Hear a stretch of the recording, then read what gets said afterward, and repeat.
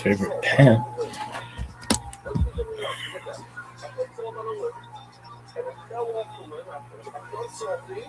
14th BR 5786 Friday, May 1st. No one really knows for sure. Elevate, Elo, Dibre, Elohim, Chaim, but this is the Mizor with it by.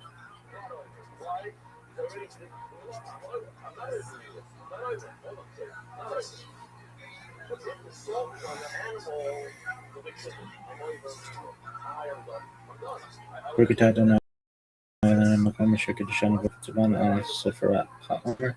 Blessed are you, Hashem, God, King of the universe, who has sanctified us His commandments and commanded us concerning the counting of the Omer. Today is 30 days, which is 4 weeks and 2 days of the Omer. May the Merciful One restore unto us the service of the Beit HaMikdash to its place speedily in our days. Amen. Selah.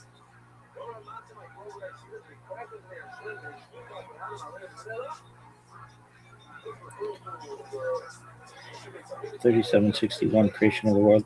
Birth of Adam and Eve. Chava. 3631 Seth, son of Adam, was born. 3526 235 Enoch, son of Seth, was born. 3436 325 Kenan, son of Enosh, was born. 3366 395 Mahalalel, son of Kenan, was born. Been doing this bitch 126 days. Coffee and Kabbalah Fallen Coffee. I don't even know which one of these bitches are on.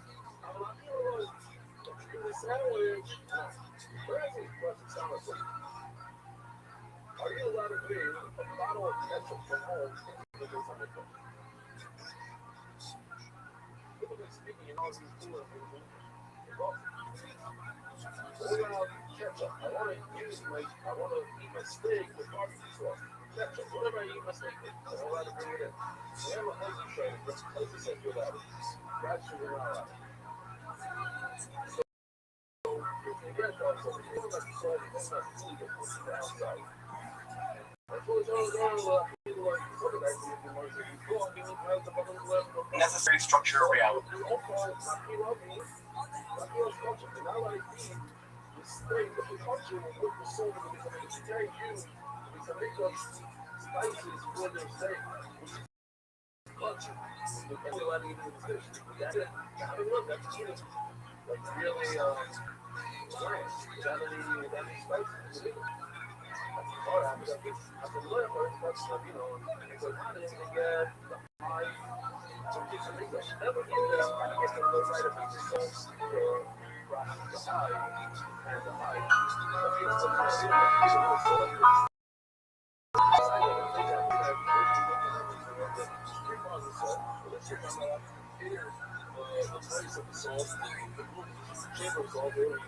I'm Dr. Justin Sledge, and welcome to Esoterica, where we explore the arcane in history and religion. One of the most difficult aspects in starting to study Jewish mysticism and Kabbalah is getting a handle on just how those ideas developed over time. It's tempting to think that, for instance, Kabbalah has just always existed in the form that we have it, or that Kabbalah is just one thing at all. Of course, neither of these positions is really tenable. Such notions developed greatly through the ages and are still developing. And there are now, and there have always been, numerous mutually exclusive schools of Jewish mysticism and Kabbalah. This class is meant to serve as an introduction to Jewishism and Kabbalah from the point of view of its incredibly complex development from the prophets of ancient Israel and to the rise of modern Buddhism in the 18th century. We only should serve as a reflection, and hopefully it will also enable you to situate developments in Jewish mysticism and Kabbalah in their historical and cultural context, and hopefully embolden you to dive in, which are admittedly as sublime as they are obscure. Let me express my gratitude to Congregation Tchia for allowing me to use these lectures to reach a larger audience here on Esoterica, If you want, you can find the entire series under the playlist Entering the Garden, an Introduction to Jewish Mysticism and Kabbalah. I'll be uploading them next few weeks, or if you find these episodes after autumn of 2021 and you want to watch the entire series, you can find them in that playlist. If you find this series on Kabbalah interesting, I'd hope you check out other content on topics of esotericism and perhaps consider supporting the production of free academic and scholarly topics in occultism, hermetic philosophy by joining my Patreon or one-time donation. Find those links below, and we appreciate your consideration. Now, let's enter the garden of Jewish mysticism and Kabbalah. All right, folks. Well, we're about at 5 after, I'm going to pick up with some summary from last time, so we can all be on roughly the same page of completely mysterious books that no one really understands, which is great. That said, we'll do some summary, then we'll jump into it after. I'll open up things a little bit more for questions, just in case there's some lingering questions. And again, I say questions, I mean questions I can possibly answer. If you ask me questions like, how do I make a golem, I'll tell you, I have no idea, but here are 3 books in Aramaic that allegedly tell you how to do it. Go forth and have fun. So as we covered last time, we took a look at some of the really foundational texts that go on to form what I might call proto-Kabbalah. And anytime I hear the word proto-anything, it just sounds like completely pretentious academic speak. But what I mean here is these are going to be texts that are going to either underwrite, or they're going to deeply inform, they're going to give some really important terminology to what will become Kabbalah. But they're kind of bridge texts from the period before the rise of the Kabbalah, which we'll get to in earnest tonight. And they're texts that underwrite or undergird or allow or serve as a foundation for what's going to become the Kabbalah as you may know it, or as you don't know it and you're here to learn more about it, or you heard this word from Madonna or whatever. I think even Britney Spears, God bless her, has a Kabbalah tattoo, I think. I don't know. May the Lord help her. She needs help, and not she doesn't need help. The people that are doing terrible things to her, they need help.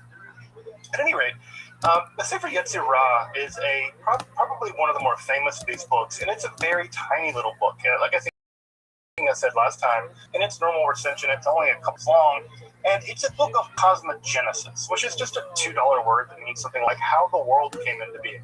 We're still writing cosmogenic books, right? If you've ever read The Brief History of Time by Stephen Hawking, other kinds of books like that, we're still very interested in how the world came into being, and the Sefer Yetzirah is an early attempt to describe that using 2 different categories.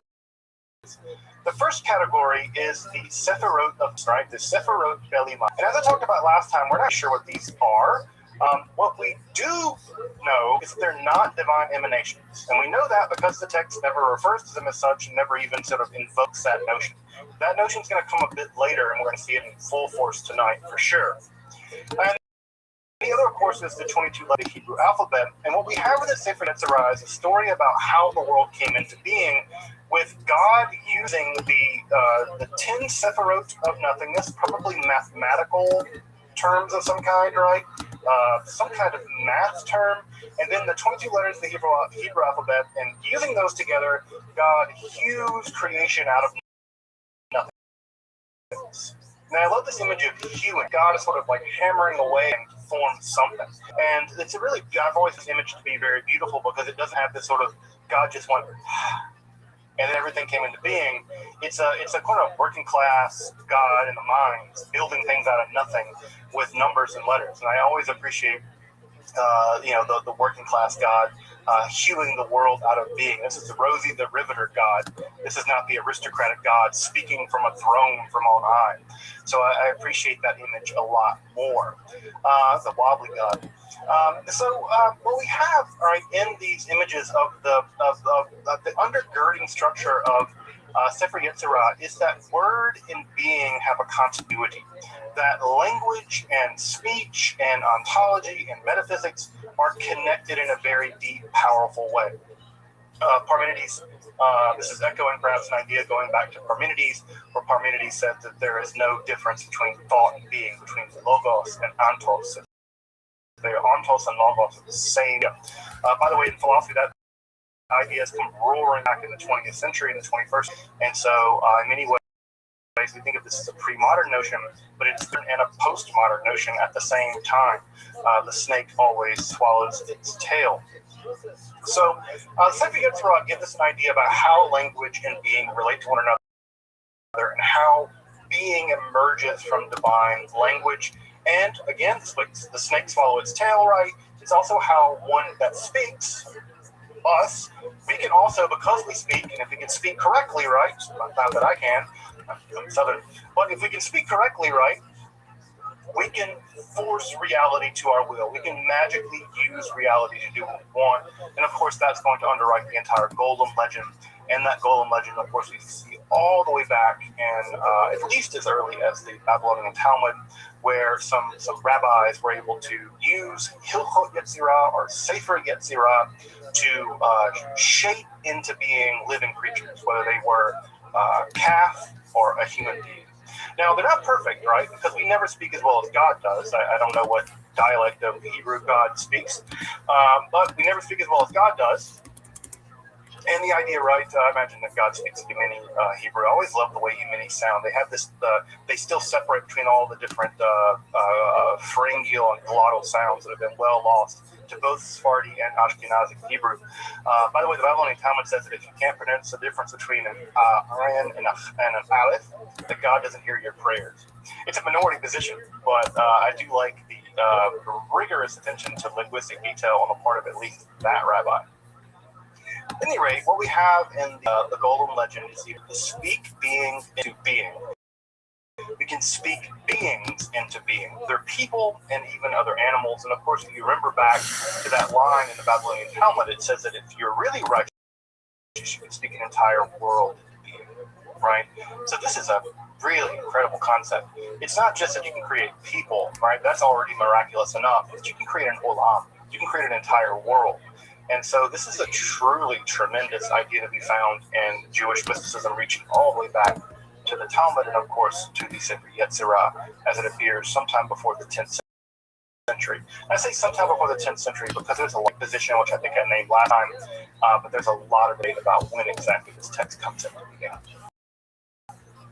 Now, over there in water that was Europe, again, we should always remember that Europe in the 10th century was a place that no human being in their right mind wanted to live because it was a dark ages movement of a bunch of barbarians killing each other. Back there in the backwater that was Europe in the early Middle Ages, we have some elements coming together in what is called Ashkenaz, that is to say, what we now call Germany. And again, Ashkenaz is sort of a more broad term for Germany, but sort of in the German milieu, where we have a couple of different mystical movements going on. And the two mystical movements that really matter for us are going to be what is called the Circle and what is also called the folks called the German Pietists, or the Chaste Ashkenaz. The unique church circle is going to be very important because they're going to develop a very unique theology in which they really center the idea of Ha'atzalut, right? And Ha'atzalut is the idea of, or Ha'atzalah rather, is the idea of emanation, which is to say that God doesn't just create being in the sense that there is God and there is being and God is outside of being. Rather, you can imagine it like, I always imagine those like really fancy weddings that have the big pyramids of champagne, right, where there's like one champagne, right, being poured at the top and it goes down all the different glasses. Well, imagine that there's an infinite amount of champagne and God is the champagne being poured down all the glasses, right, and all of those glasses are reality. And so, or whatever, or candles lighting one another, there's lots of images for this. I even heard one of like milk overflowing from when you boil milk.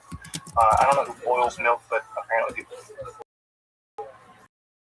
At any rate, so the idea, right, is that what you have is the idea that creator and creation are part of a continuum. They're part of a spectrum of reality where God is the most real thing and at some level it tatters off into non-being, right? It tatters off infinitely into non-being. And that's a very different conception of God's over here and then there's creation over there, and God and creation are distinct. So this idea emerges in the unique cherub circle. And remember that the unique cherub was a kind of individual angel, a very special kind of angel, Metatron maybe, that is able to be the outer glory of God. There is an inner hidden glory, God's inner transcendence, and then there's an outer glory, right? And that outer glory is the unique cherub, right? And then that unique cherub communicates the outer glory to the rest of the Olam, and that outer glory sort of echoes out into being. And that outer glory is part of what creates our world. I also mentioned the Chassidei Ashkenaz. There's a lot of debate about the Chassidei Ashkenaz at this point. An earlier theory of the Jewish mysticism claimed that it was an entire movement of Jewish mysticism in the early part of the 11th, 12th century in Germany, in the Ashkenaz. I don't want to say Germany because Germany conjures up so many ideas because of European Jewish history, and because Germany wasn't a state at that point. Germany was like a bunch of tiny little warring states, it's like saying you're the king of Hamtramck. Like, that's what Germany was. It was 300 Hamtramcks all wed together with a bunch of different kings. I like saying Ashkenaz because Ashkenaz communicates how amorphous the barriers are, right? What was Ashkenaz? If you want a general idea of what we're talking, if you know something about Germany, we're talking about the area around Regensburg. So you may know another famous mystic also from the area around Regensburg. That is Hildegard of Bingen. Hildegard of Bingen and the Chassidei Ashkenaz have lived in very close proximity to one another. At any rate, what's really important about them is they seem to preserve a lot of magical texts. They preserve a lot of the Hechalot literature. They preserve a lot of the amulet literature. They preserve a lot of this sort of strange ascetic literature that seems to have emerged at that time. And scholars now think is that rather than being a mystical movement in Judaism, it was a kind of particularly weird family who just so happened to be very, very powerful, right? Who happened to be actually very, very powerful and have a good bit of money and influence. And so the Chassidei Ashkenaz were famous in many ways because of the relative influence they had, and because they were literate. They were connected to the Kalonymus family, which was a big family down in Italy. And it seems like what ends up happening is a lot of works are coming in from North Africa and from the Middle Eastern world. They're entering into Italy, and they're being pushed into the Ashkenaz via the Kalonymus family. Also, just mention the Kalonymus family has one of the earliest examples of a possible transgender Jewish person poet. So we have a Kalonymus, one of the members of the Kalonymus family, writing a poem wishing that they were a woman, actually, and probably expressing some, again, something like a kind of queering transgendered identity at the poetic register in the Kalonymus family. That document is not terribly well known, but it is in a great collection of LGBTQ history in Judaism. And of course, as I'm sure you know, one of the main things that's going to make Kabbalah very interesting is how gender bending it is. That God is going to be female and male and masculine and feminine and neither of these things. And so part of what's going to make Kabbalah so fascinating is the gender bending that's going to go on. We'll talk a bit about that tonight. So out of the Kalonymus family and the Chassidei Ashkenaz, we don't know. They're also one of the few ascetic Jewish movements in history. That is to say, Jews who intentionally harm their bodies in order to get closer to God. Judaism doesn't typically have an ascetic dimension so much. They're fast, but they're very well constrained. You're not allowed to go beyond them. But the Chassidei Ashkenaz movement had lots of different penitential and ascetic practices, like rolling around naked in the snow to atone for your sins, which I guess in the wintertime here in Michigan, if you want to try out the Chassidei Ashkenaz practice, just take your clothes off and roll around in the snow and see if you're closer to God. Your mileage will vary. As I mentioned last time also, the other main text that's also critically important for the development of Kabbalah, as we'll get to tonight, is the Sefer Bahir. And the Sefer Bahir is the first time in which we have the idea coming from Sefer Yetzirah, right? That the world is formed from the Sephirot Belimah, the Sephirot of nothingness, And from the unique cherub circle over there in Ashkenaz, we have the idea of Atzalah, of emanation. Those are in the Sefer Bahir slammed together. They're synthesized. And for the first time in the Sefer Bahir, we see the idea that God is in fact 10. That idea first appears in the Sefer Bahir. And so in that way, the Sefer Bahir is the first true Kabbalistic book. So sometimes people ask, where should I start studying Kabbalah if I want to start reading Kabbalistic literature? Well, if you don't want things to be too complicated, start with the Sefer Bahir, because it's the first. Now, does that mean it's going to be the most introductory? No, because if you've ever studied any philosopher or any mystic when they're trying to forge new ideas, synthesize and work with ideas that are half-formed and excuse me, those ideas are very half-formed and they're very like groping at things. And a classic example of this is I tell people, right, if you want to read the first book of metaphysics, you can go read Parmenides' books, or you can go read Aristotle's book of metaphysics. Now, those are some of those difficult books about metaphysics ever written. Why? Because they're inventing it, right? They're inventing the very language by which you describe things that aren't physical. It's the most agile, so the language is very tough. And so this Sefer Bahir is notoriously difficult to understand. Now, again, is it always impossible to understand? No, but it's pretty hard. It's pretty hard. But again, I think the Bahir is a perfectly approachable text in lots of other ways. The other two things to say about the Sefer Bahir that are crucially important as we begin to get into Kabbalah is one, Sefer Bahir is a pseudepigraphic text. I like that I said pseudepigraphic without making a single mistake. Pseudepigraphic texts are just texts that are written as if they were being written by someone else, almost someone more famous than writing them. I don't know, Taylor Swift is probably not going to write a pseudepigraphic text because Taylor Swift is famous enough to write Taylor Swift, and Taylor Swift's going to sell her own book because she's magic. Well, if I write a book, I might attribute it to Taylor Swift. That's a probably bad idea because I'm pretty sure that she would sue me. But right, what I could do is attribute it to someone who couldn't sue me. So what I would attribute it to is Nakana bin Hakunya, right? A guy who lived 2,000 years ago in Palestine, and he had a kind of general mystical idea. That's exactly what these guys are doing. Or I contribute it to Enoch or Abraham or Moses or whatever. There's a long history of doing this in Jewish lore, and the Sefer Bahir is attributed to a first century sage. That same structure is going to be picked up by the Sefer Zohar, which we'll get to next time, and that text is being attributed to Shimon Bar Yochai, another second century sage, who's also very important for mystical stuff as well. The last thing I'll say about the Sefer Bahir is that there are what we might call Gnostic elements in the text.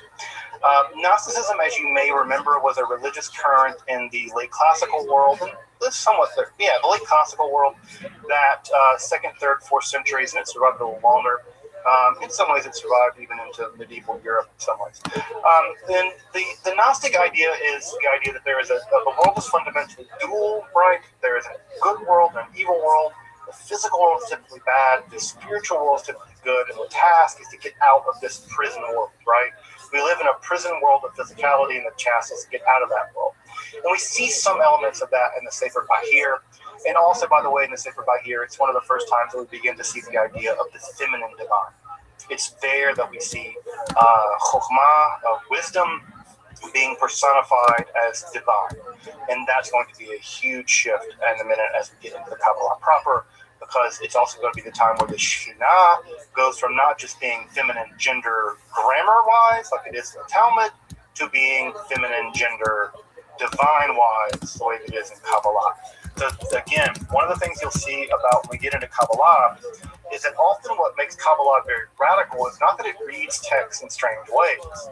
What makes Kabbalah very radical is it typically reads text very literally, hyper-literally.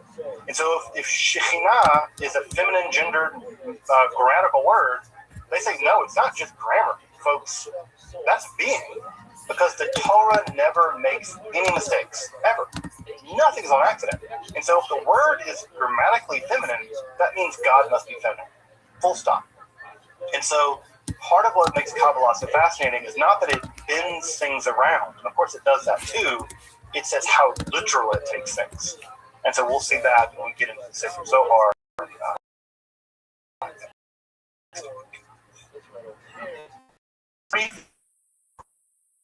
To tonight. Still be in the Proto-Kabbalah world tonight. But again, I think a lot of the stuff will still be Kabbalah, strictly speaking, as well. This might be a difficult question, but They all are.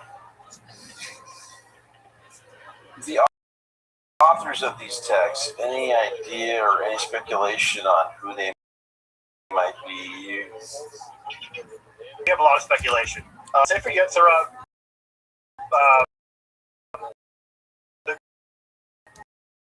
Zahi Weiss has, I think, the best book about Sefer Yetzirah world, but also have their toe in the philosophical world, in the Christian Syriac world. We forget that that prior to the Islamic conquest, there was an enormous amount of translation of philosophical texts into Syriac by Christians in places like Syria, and that world was a booming philosophical world. And what ends up happening is that area is conquered by the armies of Islam, and then that the milieu in which that world existed is eclipsed, and those texts are rapidly translated into Arabic. And so Zahi Weiss argues, and I think convincingly, that if we look at some Samaritan literature and we look at some Syriac literature, there are texts that look a lot like the Sefer Yetzirah existing in those milieus. Does that tell us who? No. Does it maybe tell us when and where? Kind of. So someone with rabbinical knowledge, they're writing in very pure Mishnaic Hebrew, probably in contact with the rabbinical world, but also probably having their toe in the philosophical world and maybe in the mystical world, somewhere there. But the problem is that once Islam took over those areas in which the Umayyad Caliphate took over, the data gets really jarbled. Because we're talking about a period of maybe a couple hundred years, maybe 150 years. So that world existed and it was quickly eclipsed in the literary circle. The Sefer Bahir is just a mess. It could have originated in Europe. It could have originated in Mesopotamia. There are people, scholars, who are much better at this stuff than I am, much more articulate, much more learned. Convincing arguments have been made on both sides. Some people say it originated somewhere in Europe. I've argued it originated somewhere in Mesopotamia. I don't know. I've never seen an argument that's a slam dunk case. So the Bahir is just one of these texts where no one really knows exactly where it originated. The Bahir is much more closely in the rabbinical circuit. It reads a lot more like rabbinical literature. So it's so hard to say. You know, it's one of these things where, I think about poets, right? I think about poets. And, when I think about a poet like, I don't know, Arthur Rimbaud, right? I'll just give an example, someone that jumps to my mind. Arthur Rimbaud. Arthur Rimbaud was a poet who existed in poetic circles in France in the 19th century, but created a poetic language that no one could have saw coming. He basically gave birth to poetic symbolism as we know it. Modern, in some sense, modern poetry. And if someone would have told me that was written somewhere else completely by someone else, weird thing. And so it's so hard to know exactly where these texts emerged, how they developed, but the Sefer Bahir is profoundly mysterious. So I don't have it. I think you have to look at the literature and see the arguments, but I've never seen a convincing argument about someone claiming where it emerges. We do know where it took hold, and it took hold primarily in Europe. And so for many people, that's a good argument that it was written in Europe because that's where we see it flourish. Sefer Yetzirah is weird because it seems to flourish in 5 different places simultaneously, all through the world.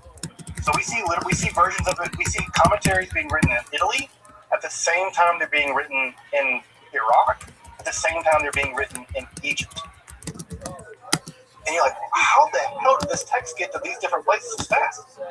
And why did they write commentaries in the 10th century? What happened? Right? And the answer is we don't know. Scholarship is still working on this problem. It's profoundly mysterious. because we know they weren't working together. It's not like the Sadia Gaon and Shabbatai and Danilo and Yehuda Barzilai over in Spain were all saying, hey, let's write commentaries on Sefer Yetzirah. They didn't even know they were doing it. And yet just... So, I don't know. It's something's going... There's a story there. And the truth of the matter is, we don't know. And also, by the way, Sefer Yetzirah is also composed in what is sometimes called the Jewish Dark Age. There was a period after the Talmud, but before the rise of the Midrash, where we have basically no documentation. There's a 300-year period in which nothing seems to have been written, right? And yet, Sefer Yetzirah was. So it's weird. It's super weird. It's a weird thing. Yeah, it's profound.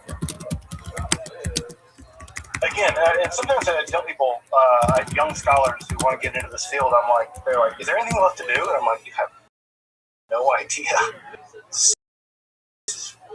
Basic things we don't know. And it's going to take people who read. It's going to take people who read Arabic. It's going to take people who read. And if we're going to be in these archives in countries like Iraq, in countries like Iran, because it's in those places, I think, where if there is a clue in Syria, if there is a clue to any of this, it's going to be in the state archives of those countries. And lucky getting someone who can do all that work in those countries to do the work. The geopolitics subsumes this kind of literature. The questions before I jump into tonight.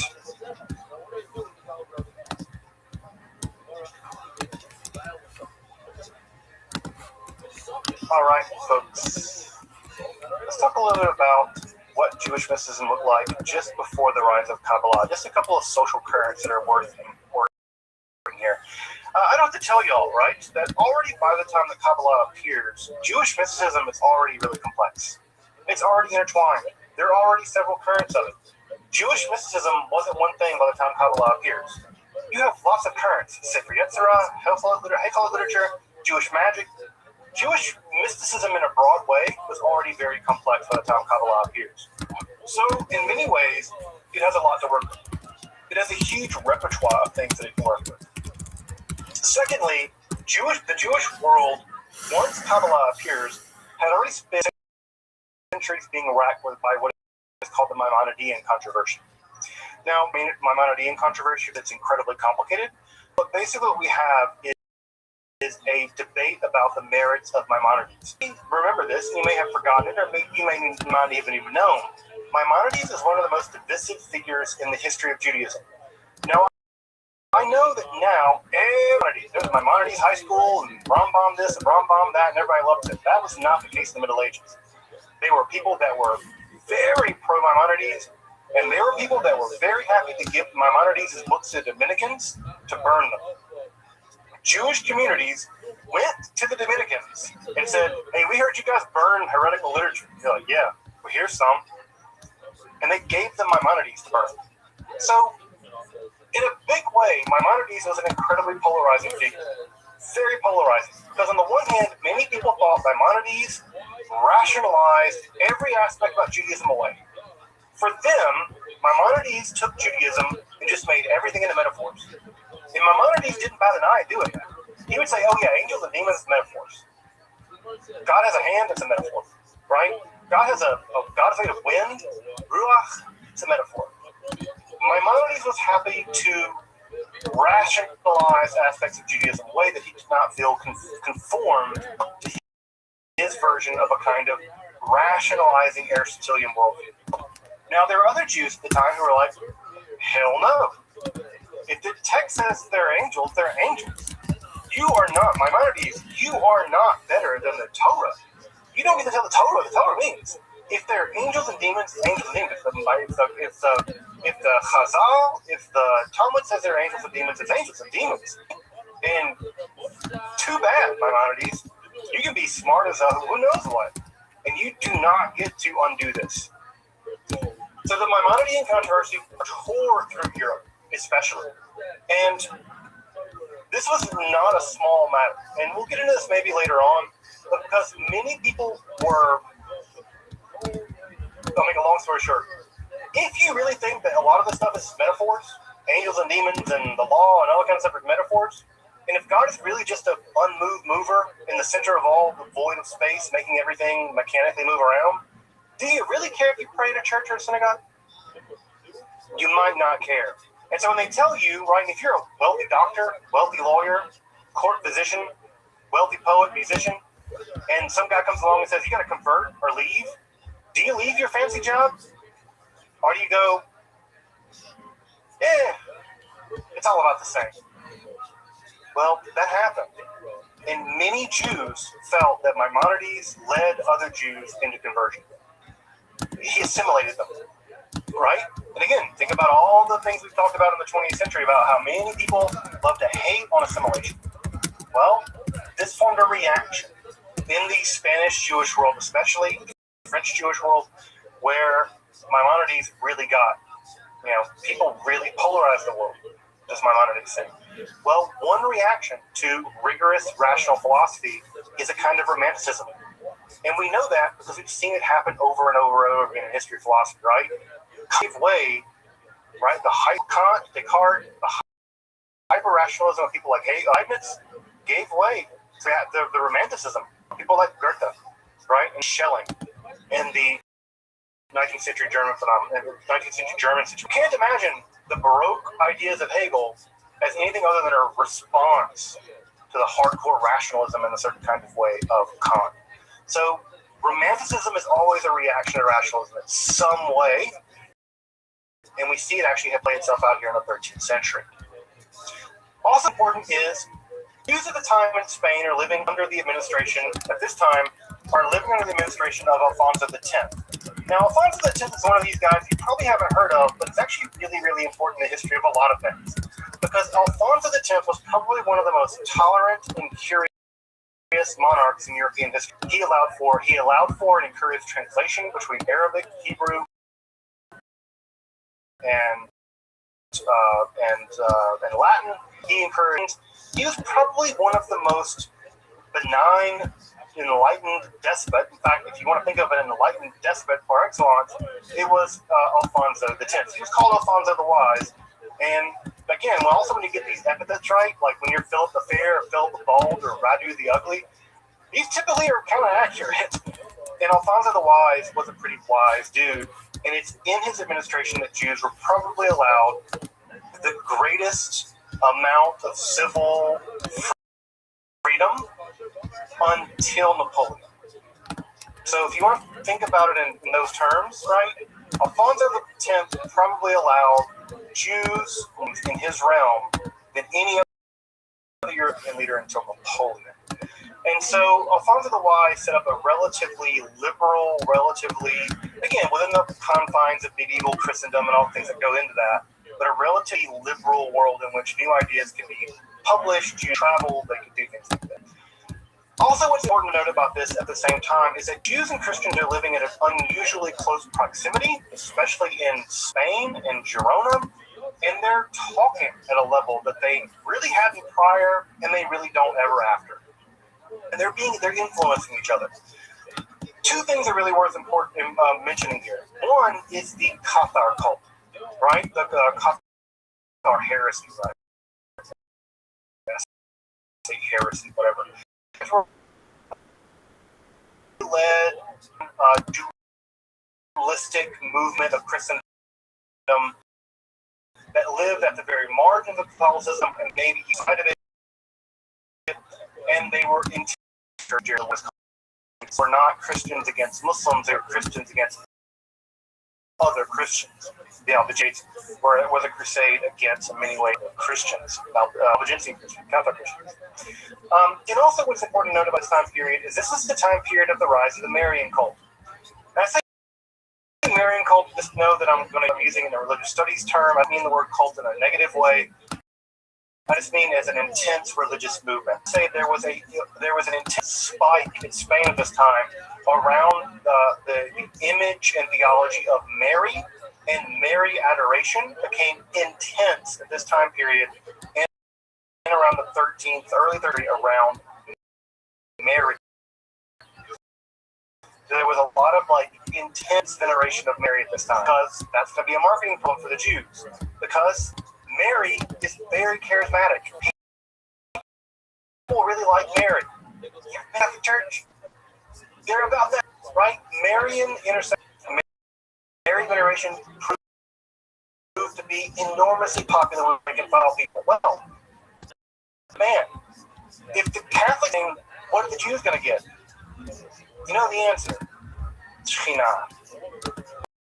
Right? In many ways, the Shekhinah, the feminine aspect of God, is the Jewish response to the rise in the Marian veneration.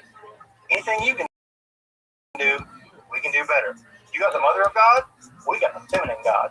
Right? This is a kind of theological one-upmanship maybe we'll see, and the development of Kabbalah. Back there on the left, you can see Alfonso X. I actually have a coin. I collect medieval coins because I have to have every conceivable dorky hobby that one can have. And I actually have a silver dinar of Alfonso X. You can even see in his minting that he's really picky about his minting. His minting is especially beautiful in a way that previous and after their minting, Spanish minting is notoriously bad. But Alfonso X really wanted to have beautiful coins minted, and you can see that in his mints. He's an eye to detail. All right. So, what are the kind of core philosophical problems that are going to intervene in the rise of Kabbalah? Because one of the things I always like to point out to people is that mysticism and rationalism are never really opposed in history until now. It's only in the aftermath of the 18th century that we really oppose the mystical and the rational. You don't see that in the Middle Ages. You don't see it in the late classical period. It's a really modern thing in many ways. What we get, right, is an attempt to solve ethical problems. And when we say philosophical, what we really might say is theosophical. They're philosophical problems that heavily overlap with so it's not quite philosophy, it's not quite theology, it's something in between. Because there was already developed Jewish theology, and there was already developed Jewish philosophy, Maimonides, Saadia Gaon, right? There was the traditional visions of God that had been inherited from the Talmud. Well, this isn't either one of them. This is something in between, sort of a cutting-edge kind of thing. So the question became this. This is basically a Neoplatonic question for folks who know a bit about the history of philosophy. And I say it's a Neoplatonic question because Neoplatonism is now moving into Europe via the Islamic context for the first time. And that question is this. It's a pretty basic question that is roughly unanswerable. We have an infinite God. Because no one wants a finite God, right? You don't want a God who doesn't know stuff. You ask God, hey, what's the derivative of this? God's like, You don't want a God who doesn't know calculus. You want a completely transcendent God that is all-knowing, all-powerful, all-wise, all-good, all the things. Right? You want this God. Everybody wants that transcendent God. And yet, I don't know everything about you, right? I don't have a lot. I don't know everything about most things. 99.999 things I don't know everything about. I don't know anything about anything, probably. This is a basic philosophical problem. How do you bridge the gap? Because let's do some basic math. Infinity minus 1 is still infinity. Infinity minus 10 million is still infinity. Infinity minus 12 billion, 11 billion, whatever.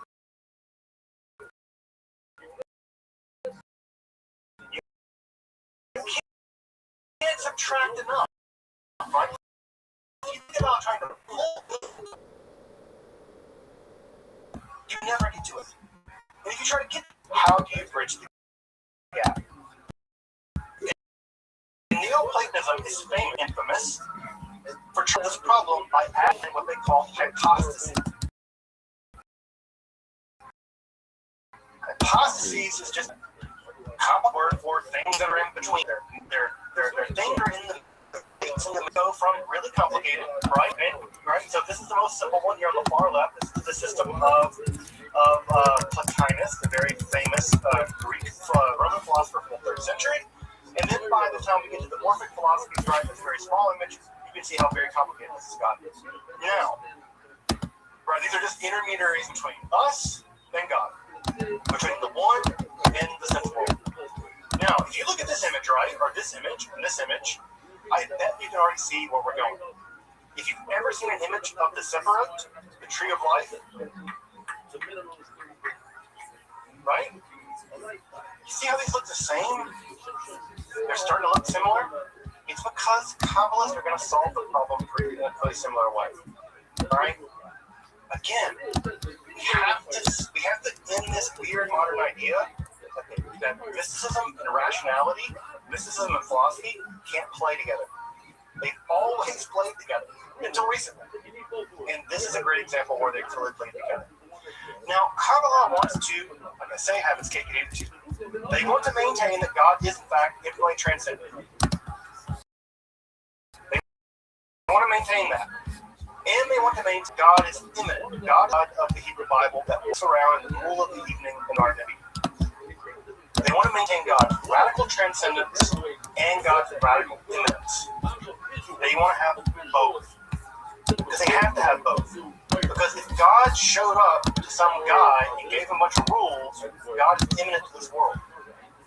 And also, if God is responsible for being, God must transcend being, because being can't come from being must come from something else. And so God must also be beyond being too.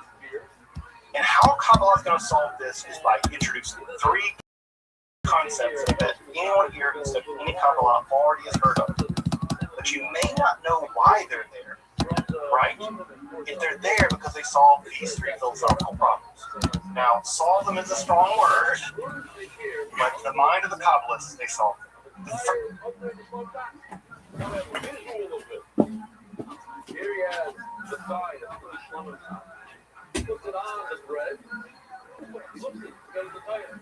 Oil maybe up down the as the Gemara also even the same laps. Okay, so each one we're gonna come up with an extreme. That you're right, it always says Torah, but it's not. It's who goes market, or what's his market, but it's market.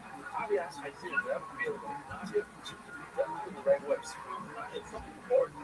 So let's go right, left, instead of left, right. Johnny also give the six. Hey, yeah, so not the single will put it up. It says the puzzle. That's it, so it says the truth. So they're going to refer to this to the yellow Torah. The Torah. When a person has something special, you got out of jail, whatever it is, they have to bring these bread. Now, you bring these bread, and you're missing one pile of these types of bread. Well, over, you can't bring any of them. If you want to Torah, it doesn't take the good. Over this one word, it's not our fault. Actually, bread, they're all knocking. Now, because of this, that's the reason. You're right, typically, Torah is enough. But you want to. The point that is still is another, the still I'll just finish one of them, but we're not sure on the right side. We know this, okay, very the Torah. Person who has the right will see me as a Torah. It only says word right. But not. Our goal is just the Torah people there to start both things in the Torah. It is there, and he does speak the last part. Now, we never knew what it was, but certain people look at this. We don't know something random for today. Here's the guy with Torah, he's out of the pocket, a little one somewhere. So by the way, sometimes it catches first. Some of them are going to try very hard to when they're kids. They can live in a house, they can live in your room, and you cannot catch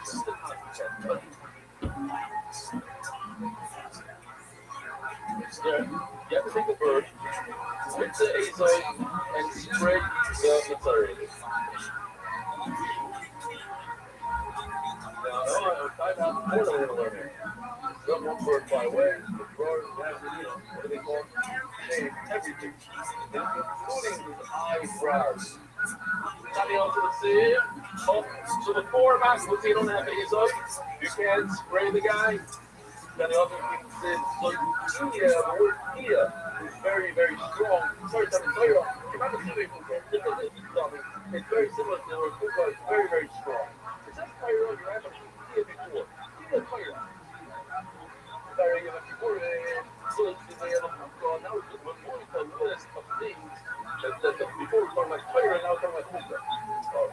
It says word Kuka is not, it's here, you have to go back and it says, we know that on your kicker here we have the two goats, one you throw off a cliff and one you chef. You don't have to do it. You can't do either one. Hello, finally one. Oh, you call your own goats. You don't need both. You don't both together. You're like One or the other. Torah or Chuka.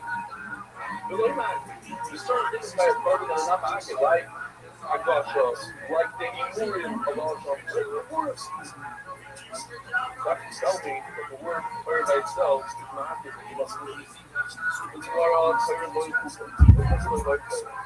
word prayer alone is not accurate.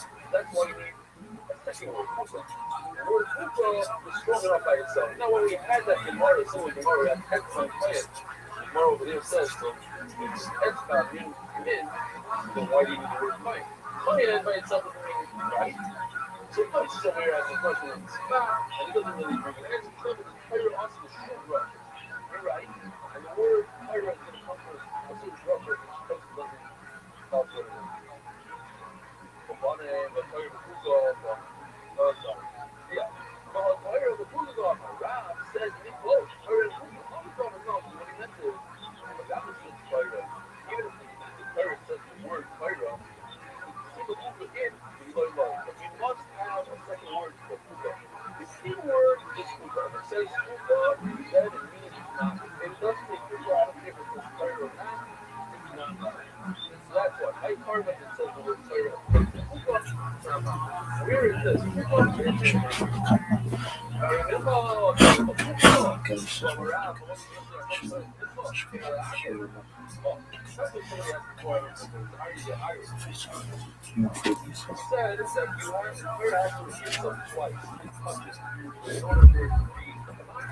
now the problem is that the whole argument let's say the word kuka. Every single one of those letters is just one step, throw it out.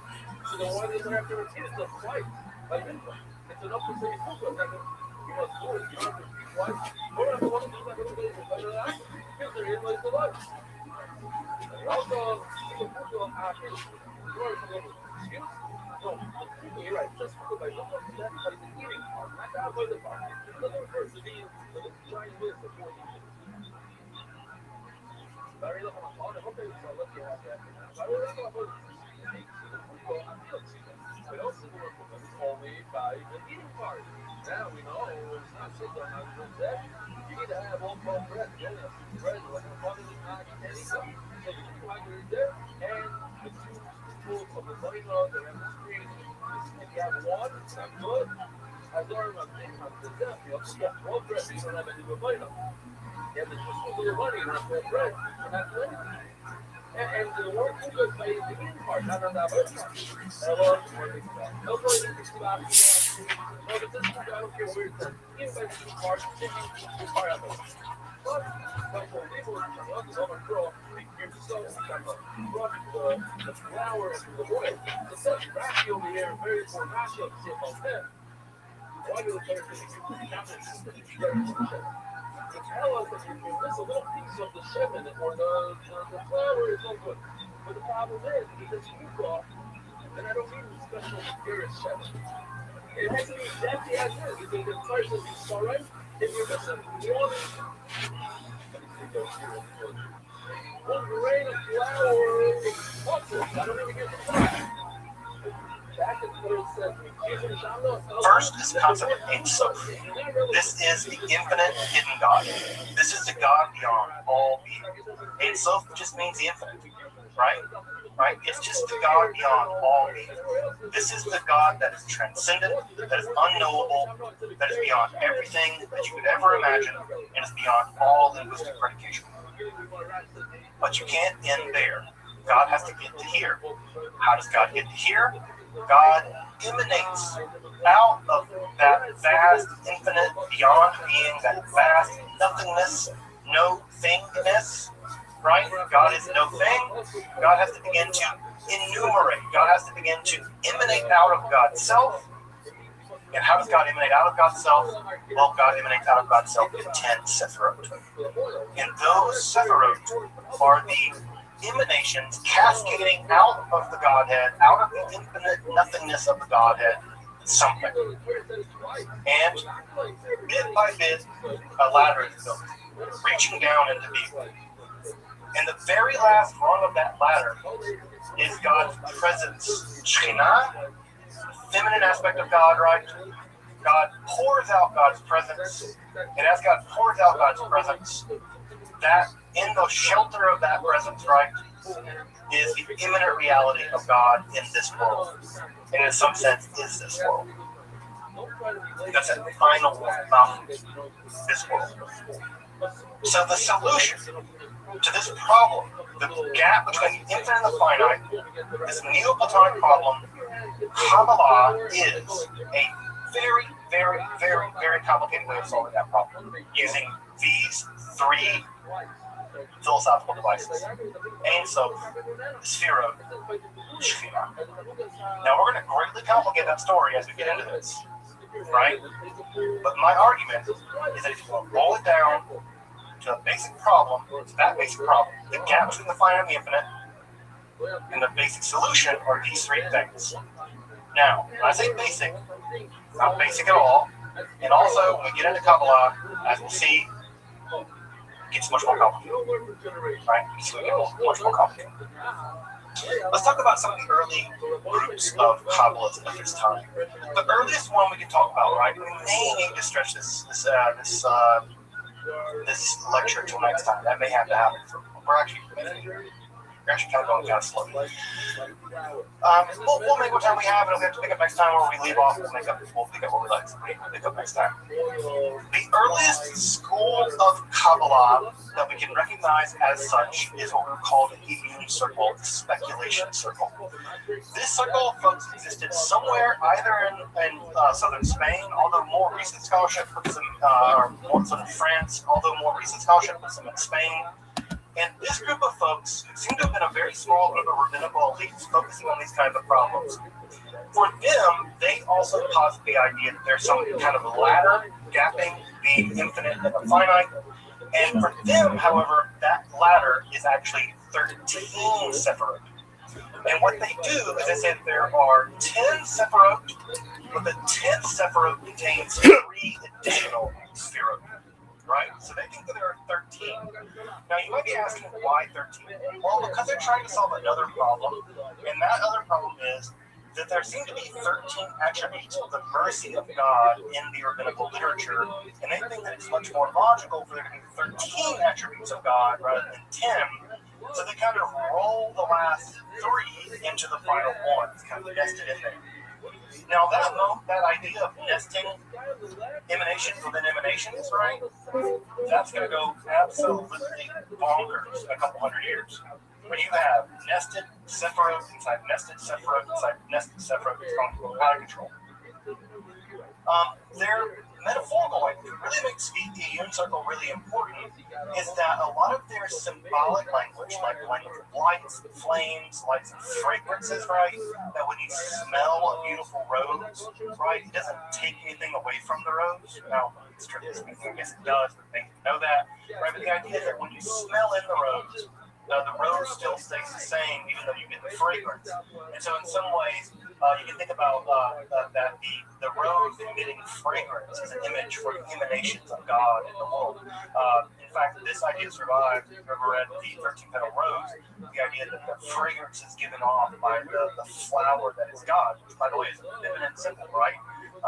Flower and the vulva are almost always connected together in medieval poetry, or you get this sort of clearing aspect of the nature of the Godhead, where God is feminine and male at the same time, both an active force, right, but also a passive force, that humans are the ones smelling God's giving off the odor. So again, you get this idea where this gender-bending stuff is already beginning to happen. The image of the overflowing fountain, it's very clear that they're actually looking at medieval fountains and imagining these cascading fountains in the Middle Ages in Spain as kind of like what God is like. So you can actually look at these medieval fountains. Which I've actually gone to Spain and seen some of these medieval fountains in Castile, and they're still there from this time period. And you're like, oh wow, that's what they were seeing when they thought of the Sephiroth, right? And sometimes they imagine the sun going down, and they can see the sun coming through the light of the water, and that image to them is very powerful of how the universe, how the cosmos functions.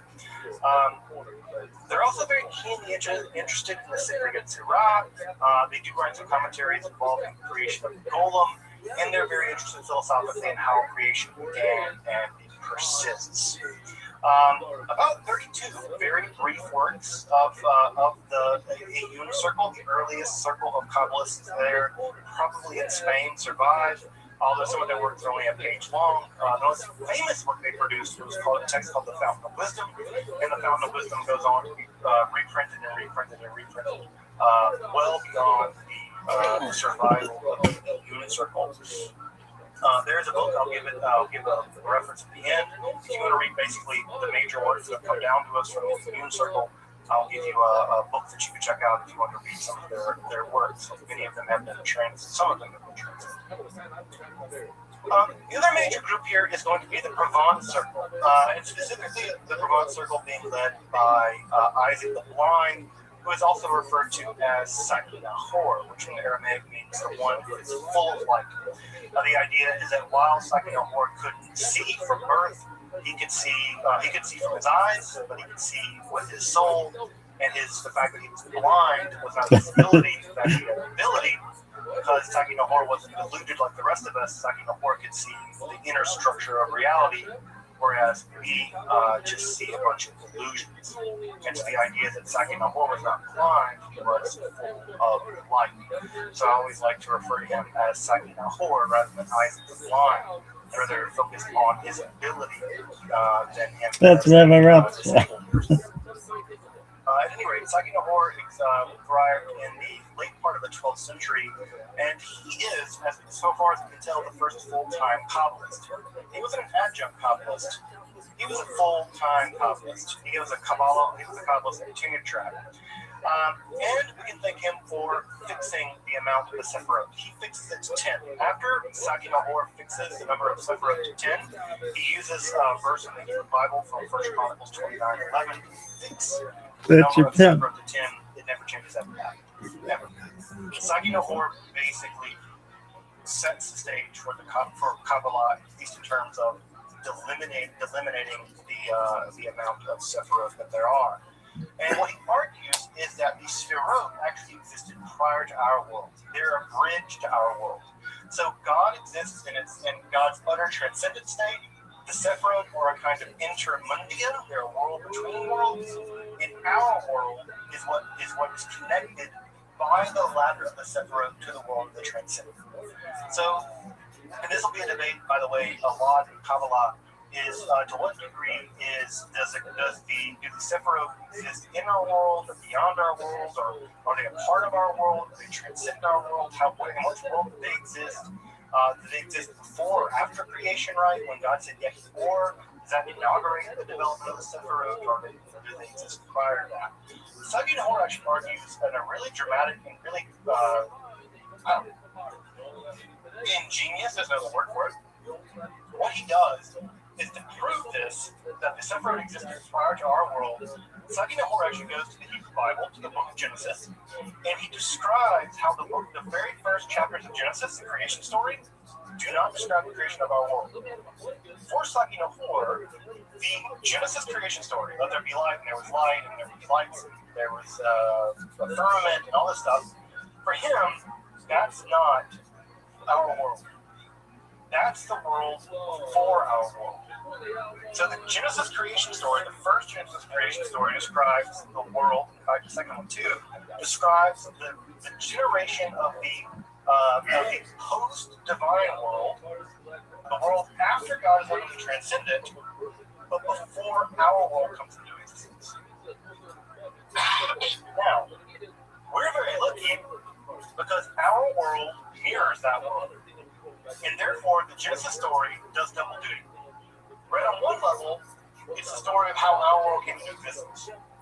But read on a deeper level, on a more transcendent level, it's the story of how the eternal world, the world of the Sephiroth, came into existence.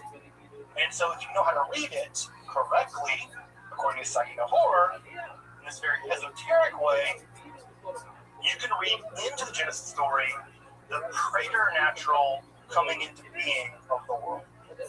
And his commentary is, to my mind, the first commentary to do exactly that. Now, the Sefer Zohar, which we'll get to beginning next week, spends hundreds of pages on that. So again, Saki Nahor sets the stage for what's going to become the huge unfolding of the world of the Zohar and the world of the Kabbalah proper. Now, as you might imagine, Sagi Nahor also prohibited teaching these ideas to the public. He prohibited writing them down. He had a famous quote that he sent to some of his students over in Castile, where he said, and I think the blinds in Provence, he said, look, if you, he said, a book concealed in a cupboard isn't. If you lock a book in a cupboard, it's not concealed. It's going to get out, right? And so he says, write this stuff down, right? He says, a candle concealed in a cupboard isn't concealed. Why? There's no light shining in it. If you try to conceal a candle in a cupboard, you think someone's going to see it. Well, if you try to conceal this stuff in books, it's not going to work. Why?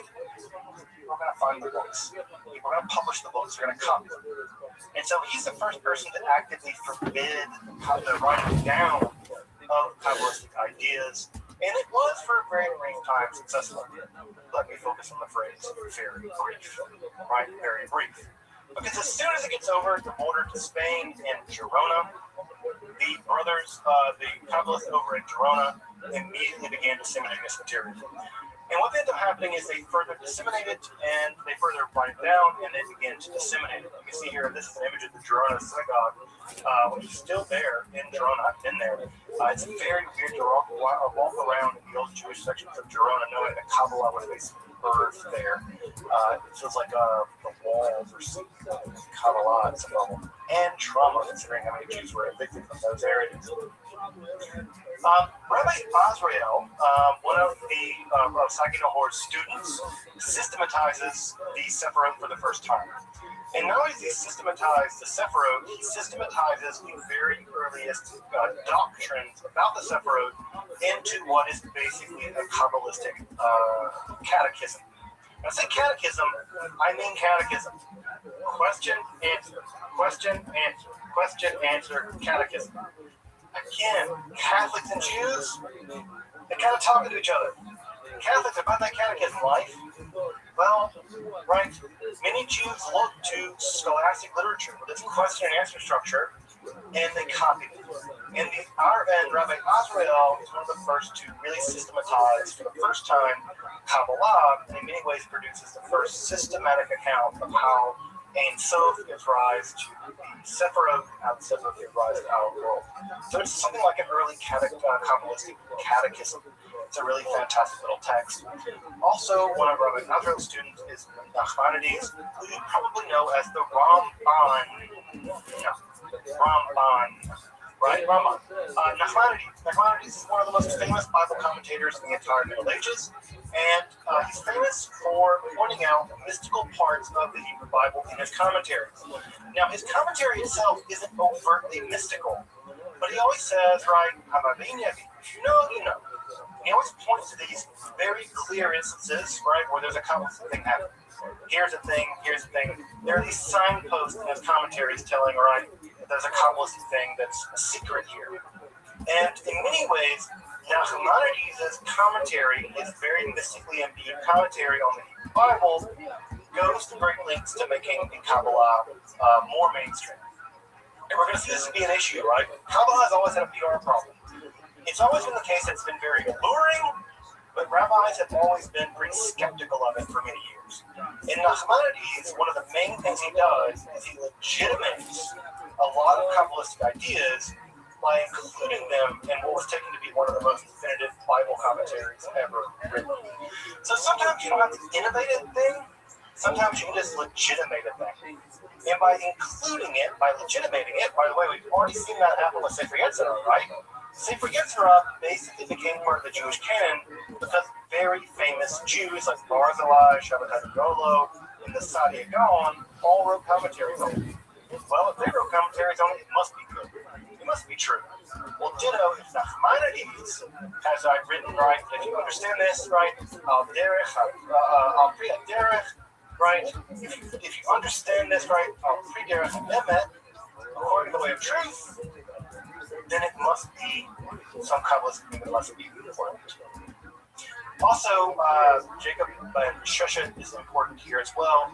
He's basically a moralizer, right? He writes very moralizing treaties, and those moralizing treaties go a great deal the way of developing a Kabbalistic moral system, which we'll get into. And also, he leads an attack on how Moses Maimonides interprets the throne of God. This is very important, right? Because one of the things the Kabbalists want to do is maintain earlier forms of mysticism, like American mysticism. Remember, it ultimately results with one being able to witness the throne of God. And part of what Yaakov Sheshe wants to do is maintain a very traditional mystical understanding of the throne of God, as opposed to Maimonides' very metaphorical and symbolic and non-literal, maybe more rational. Last one, folks, as we start to wrap up for this evening. We're now moving over to Castile, right, into northern central Spain. And again, the drama of the Kabbalah is playing itself out in southern France and Spain, over here now to Castile. The Castile circle really focused in on two brothers, the Coen brothers, which I know you're now thinking the Coen brothers, like they made movies. No, the Coen brothers in Castile, and they both claim to have found hidden lost books. Now, these hidden lost books they claim to have found, typically we look at those claims in history with a lot of skepticism. But they might have been lying. Scholars think that they may have had access to some relatively unusual books from maybe late antiquity, maybe a little later, but there's reason to believe that some of the things they were looking at weren't completely made up out of their head.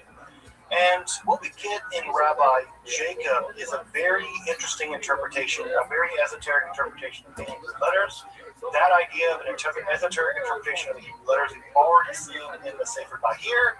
We get another version of it here in Rabbi Jacob.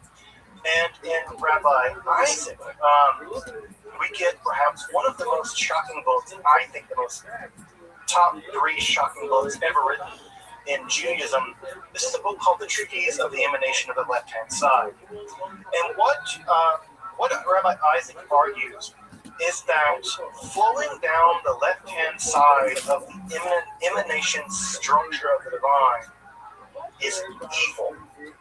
That evil is a quintessential aspect of the development of God, that the Sephiroth have an inherently evil concept that could not have been, right? Now, this is very important, because traditionally in Judaism and in Christianity and in Islam, evil has typically been imagined to be a privation. Just like cold is a privation of heat, or darkness is a privation of light, many theologians argue that darkness and evil doesn't exist on its own. The Coen brothers, specifically in this tractate on the treatise on the emanation left-hand side, argues, no, evil is part and parcel of the structure of reality. It could not have been otherwise. And further, God did try to constrain it, and it didn't work. God tried to constrain it 3 different times. Every time it reared back into horrifying reality.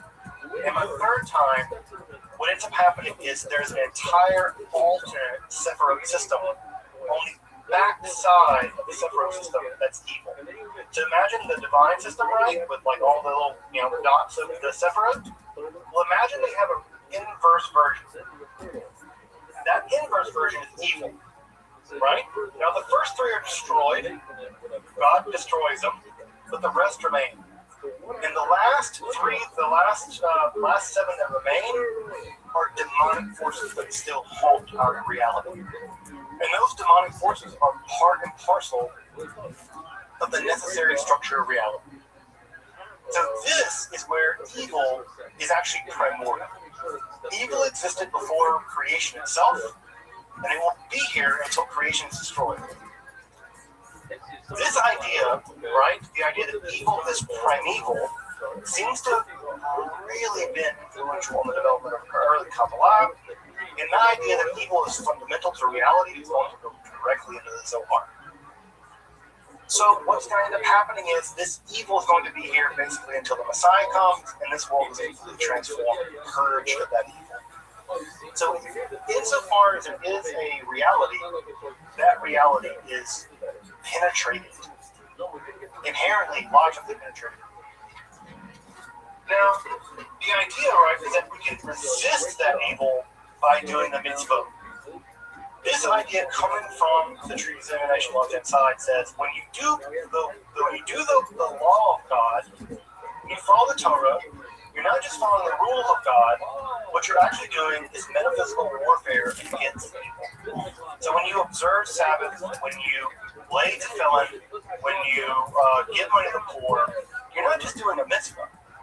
You're engaged in a titanic battle of good versus evil, where the goodness pushes back against the demonic forces of evil. And by pushing back the demonic forces of evil, it creates a kind of gap, and into that gap, Messiah will come. And so the idea is that you have to do this. And the Talmud's also pretty clear about this. Messiah only comes in two circumstances: when a generation deserves it because of their righteous deeds, or when the world is so evil that only the Messiah can fix it. And so the idea here is you must do the work of creating a gap through righteousness in the forces of evil so that Messiah can come through and wipe it all out. So the treaties on elimination we left inside, and we're going to see this when we get into the Zohar next week, is decisively important in the development of the Kabbalistic conception of evil, which is not anything like Maimonides.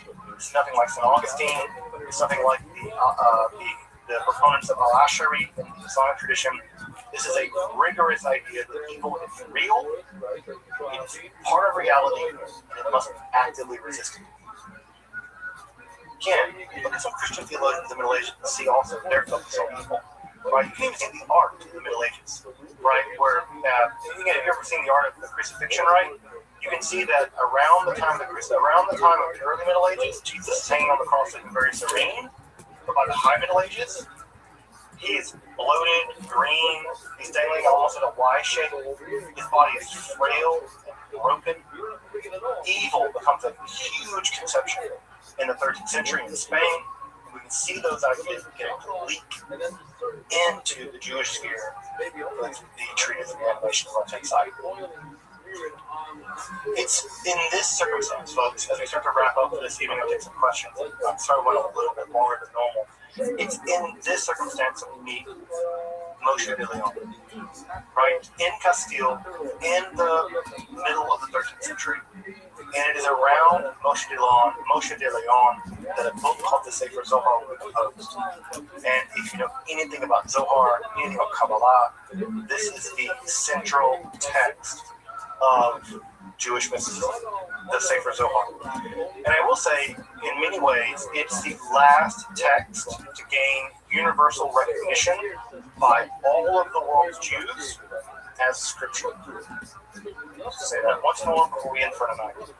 The Sefer Zohar, the book of the Zohar, is the last text to gain universal recognition from Jews in Yemen, Jews in Spain, Jews in Northern Europe, Jews in North Africa, Jews in North America and South America, Jews in the Caribbean. All of world Jewry came to accept the authority of the Sefer Zohar, and it is the last Jewish scripture to become a Jewish scripture in many ways. The only Jew who really rejected it were 19th century Reformers. They rejected it. Right? So they decanonized it. Prior to that, there was no Jewish group, no Jewish community that didn't think at some level the Sefer Zohar was a piece of scripture. I argue we got to reclaim it as scripture. Liberal Jews, right? We got to reclaim it because I think it's one of the most amazing documents ever written in the history of spirituality. It's an amazing document.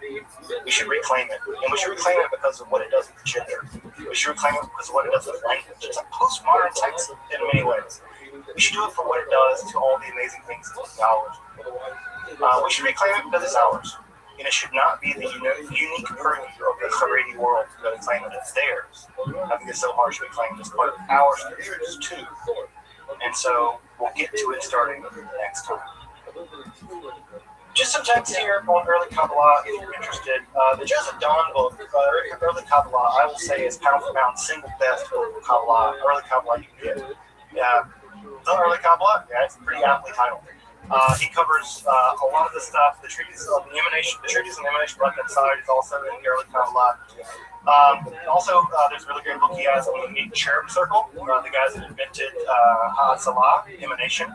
He has a whole book on them, really fascinating. You'll need to ILL that one, it's a little expensive. If you want to read about the Union Circle, the earliest group of Kabbalists, Furman has a really great book on them.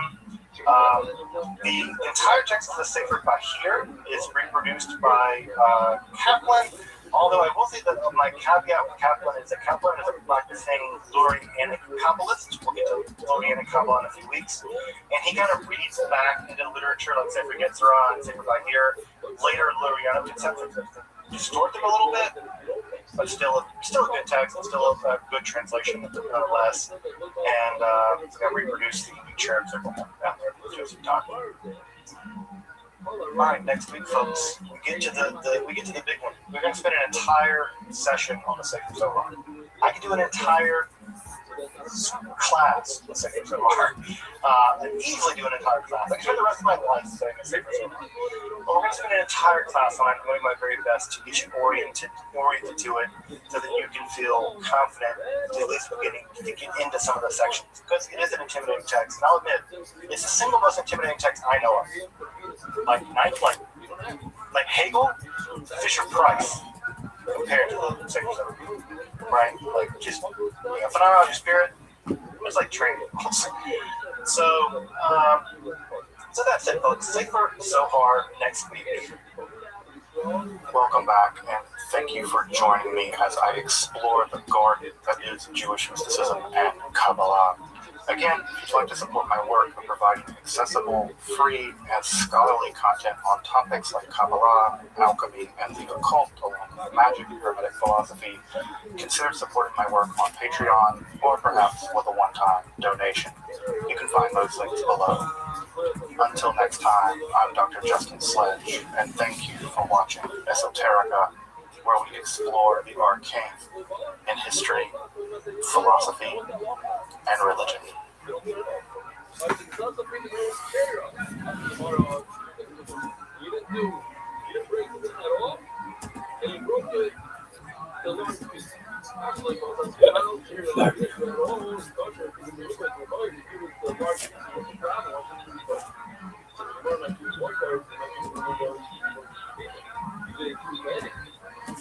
So, just as I'm not exactly sure what I'm saying, but let's just say, for argument's sake, later on, and then we'll get up. And the topic, so we're talking about it, like, who wants to know? It's an influence, like, a lot. So, you fold it in half, and then you fold it again. Let's just say that's an equation. And then you open it up, you have these lines on it. So you put it on the line, so like this. Like that. On the line. So let's say this is these are the 4 pieces, or whatever. So this is the side. He went and he only did food. What was he? It was two large pieces. So it's like this side. Instead of splitting it, put it together. That is like the job. So one shot is rebar, he made it smaller. Now instead of 4 pieces, you cut it in half. Whatever, 16, whatever, let me say that. Just 2 minutes. Why you said that other people move his mouth? No, I think he's very like, what's the problem? He said, you don't do it at all, it's okay. So he made large things with the problem. I would say, I'm also doing it because it's housing. You mean that you don't do it at all. Still, you have to do it. I want to do it. So let me know if there's conflict, though. Take them home, they right home. What house is shopping? Like, it's 3 pieces. It's not a house. It's not. It's only for his house. It's one for his dinner. And you manage to wrap together with that. You didn't do the halacha of bringing the certain size part. They don't have a large towel. You have a global towel. So I think that it's not good to say, you stay out of it. But it's now you go. The master long. Anyways, this is like your shimon. This sign your shimon over there. Oh, it's beautiful. Everybody's done. Maybe our rich doesn't like it too. So Kohen is one of the things that so Kohen say, he's not your similar. So Kohen say, what about what about in the same before? But the Kohen doesn't agree to commit. The Kohen says that a Kohen is used. That way we're using it. Shenema, you don't get a part of the dream. It's interesting. It seems like Kohen says, let's say this is I don't really think it's then he would get a quote. I was you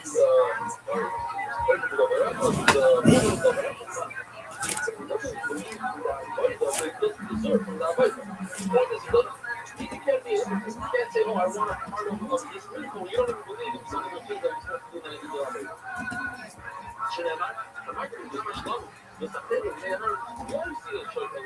He should get it. We're going to get down the Poi dopo aver deciso poi uno, cioè poi dopo aver detto poi il potere di e io lo dico dopo, io devo vedere dove si trova poi di solito. The nine the Rabbi history of it. I didn't know what. So number one, the rest of it. How you feel like? Pouring the oil, the big so go for it. Don't buy egg. Oh yeah. How do you throw it? It said that he throws it to do it. So now we follow you outside. Meaning that he throws it into the treasure. Over here it says it's going to hold it inside. Now I'm just going to do the rest of the time. Probably like mixing the pieces, cutting them into pieces, bounding each place and putting yourself on the back, towards and waving in a different direction. Open party, and I don't know what else do we call it? Our Robert's going to do that. Cardona is right, Shlomo, but has also the whole thing that I did before, Sabbath, back to choice and back carrots, and we're putting the food on the Nico's doing the Nico of a bird. He says, no, and it's not proper, painful food, whatever, garbage. Back a bullet and receiving the blood, and then sprinkling the blood on their match, back, so they don't believe in give water for women because it's still out of the Barita says and chopping off they go out of the person sitting in the Quran and making the material for the whole time and putting on the blood on his finger on his thumb and the ears all when it sees the high and beautiful when it sees the high and paint there's a clear nation of books whether it's in the Hazara or the Shul and what if he doesn't agree that in one of these 15 I'm going to marry the hour. I'm going to go with the hour. All things that are due time in the case. But that's the way to go. If you only put the one, thing is going to don't get our children. All of them are here. Only for a player, not for a school. Or not for the cash. It's not a consideration by the go to the first one. It's not going to make us go harming. But it's a bit of a player, but it must be. I don't know if it's true. I was just talking about everybody saw that kind of thing. Everybody saw the bad. You know that the first worker goes directly in the player. Oh, what is this? Breaking the children. Okay. Look at this part over here. The videos they are how much is it? Because having a job starting from the so everything is short innocent. The whole way so pouring the sort of that or adding the clouds. That is short innocent too much. Then I told us this. Yeah, but just we're like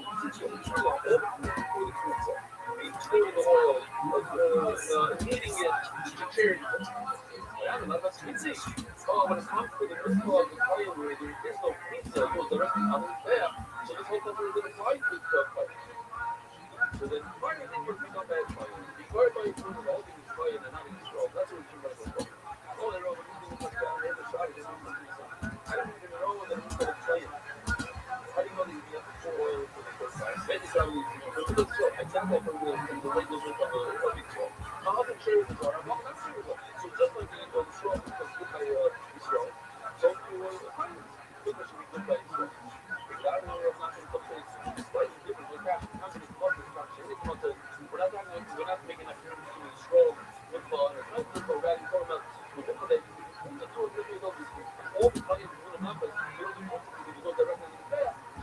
We're 200% on those that you so those that are not going to play from the beginning. Or Rabbi, I'll say, question between the first and the travel to see them in the content. I learned the non-transformation should watch it and therefore how the churches are involved. How the churches are. Why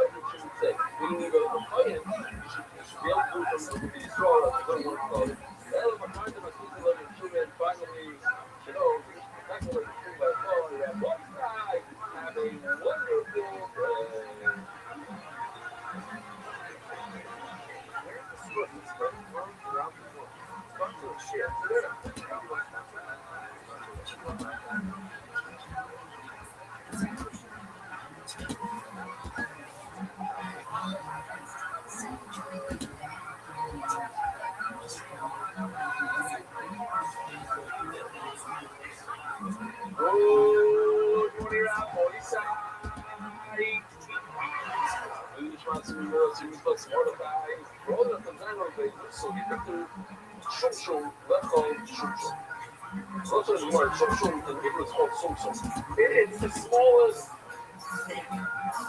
It's considered like the smallest food, vegetable food item. So talking about pickle, what's pickle?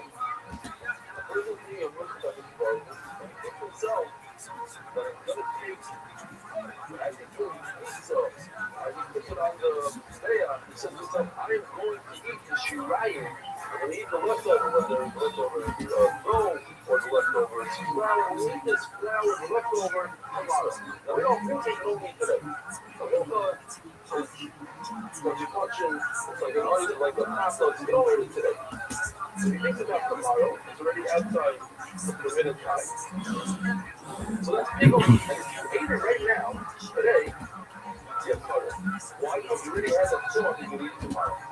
Now what happens if you bring it down to nuclear atomic particles? Every single function, every sesame seed, you get sugar oils. One thing the next looking for the whole pizza with 1,000 sesame seeds. It's 1,000 times, one sesame seed at a time. All the pickles of the sesame seeds were combined to be one pickle. If the sugar level should just call it butter sugar, food finished, the entire pizza, 1,000 of them. I'm thinking about doing that for you guys. I don't know, people. It works. It's pickle.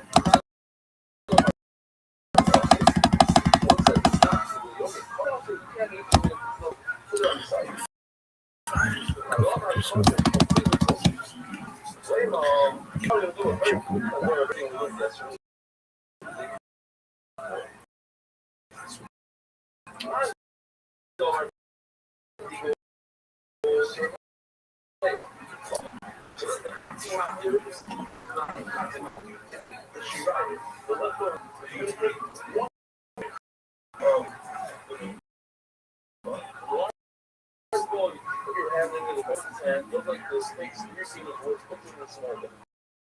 Go from the butter on the top of the cheese, so I put it in another bowl. You're going to put up your tail. You cannot start eating from the large bowl of shirayim if you haven't get the seed.